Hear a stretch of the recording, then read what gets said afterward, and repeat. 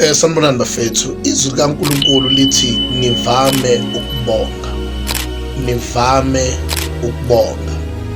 So when we look at this word, thank you, mawuya laphana kwi-message lithi enter the gates of heaven with the password.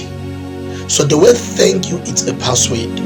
Password for what? What kind of a password is this one? So actually the word thank you means do it again. It's a very figurative way of saying do it again.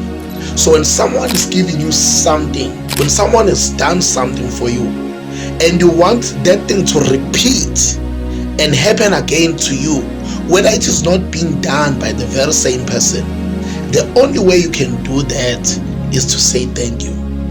And this thank you must be deep from the heart, must come from the heart, must be generated from your inner being.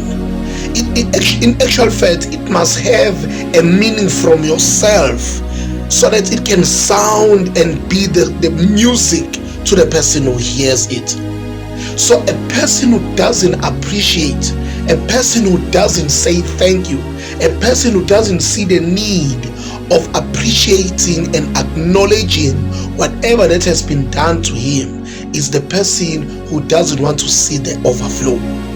The overflow will only come when you have your mindset driven to know that you have to thank the people who are doing things for you. So be careful that whenever you are being supported, whenever there's something that is being done to you, never forget to appreciate and give thanks. You thank the person, you thank God, so that you will see the multiplication in your life.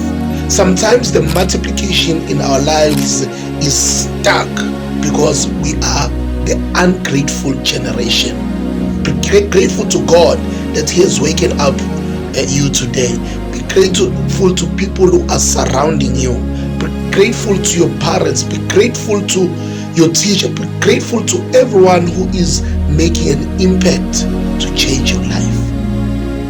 God bless you.